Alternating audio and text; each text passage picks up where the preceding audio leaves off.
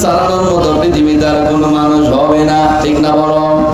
আল্লাহ রাব্বুল আলামিন তাই বলছে, মুমিনরে জান্নাতের ময়দান পেলে, জান্নাতের প্যান্ডেল পাইলে অবশ্যই তোমরা ছুটে ছুটে দৌড়ে দৌড়ে তোমাদের আসতে হবে এখানে। কারণ এই জান্নাতের ময়দান থেকে কোটি কোটি রহমতের ফেরেশতাগণ আসমান থেকে লক্ষ লক্ষ ফেরেশতাগণ এই জায়গায় নেমে এসেছে।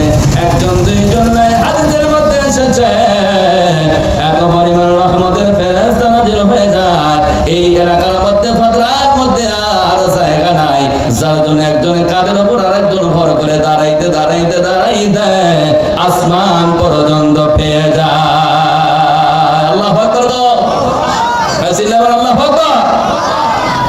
আসমান পর্যন্ত পেয়ে যায় আর রহমতগুলো ভাগীদার হয়ে খুশি হয়, আনন্দ হয়। আনন্দ হওয়ার কারণে তাদের প্রশংসা তারিফ যখন পঞ্চমুখ হয়ে যায়, আসমানের মালিক তখন ডাক দিয়ে বলে, রে ফেরেশতারা, এত আনন্দ তোমাদের কিসে? আল্লাহু আকবার।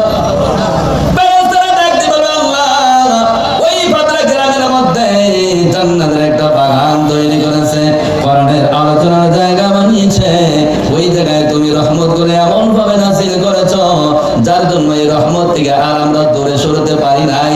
কোটি কোটি ফেরেশতাগণ আমরা এসেছি, আসমান পর্যন্ত পেয়ে গেছি, রহমতকে দেখে আমরা বড় আনন্দিত। আল্লাহু আকবার। ডাকতে বলবে, রে ফেরেশতারা, তাহলে তোমরা সাক্ষী থাকো, তোমরা তো নিষেধ করেছি না, মানুষ বানাও না। এই মানুষগুলো রক্ত ছড়াবে, মারামারি করবে, গন্ডগোল ফাসাদ করবে। আল্লাহ মানুষ বানানোর কোনো দরকার নাই। আজ কেমন লাগতেছে?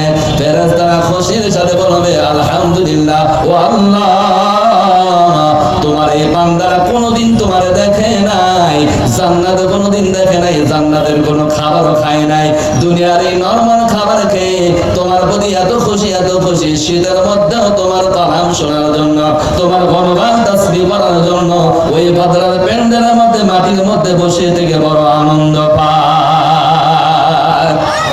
আল্লাহ ডাক দিয়ে বলে, রে ফেরেশতা, তাহলে তোমরা সাক্ষী থেকে যাও, ওরা যেহেতু আমার দেখে নাই, জান্নাতও পাই নাই, জান্নাতের নিয়ামতও তারা খায় নাই, এত কিছু না পাওয়ার পরেও যদি খুশি হয়, কিসের আশা তারা করে? তারা ডাক দিয়ে বলে, আল্লাহ রাব্বুল আলামিন, একমাত্র তাদের আশা হলো তোমার জামন্দি পাওয়া, জান্নাত পাওয়া। আমার আল্লাহ তাআলা বলেন, তাহলে তোমরা সাক্ষী থেকে যাও, কিয়ামতের দিন নয়, ওদের মওত হয়ে গেলেই আমি ওদের উপর খুশি হয়ে গেলাম, কবর থেকেই তাদের জান্নাতের খাবার আমি তাদের জন্য বাজার করে দিলাম। সুবহানাল্লাহ।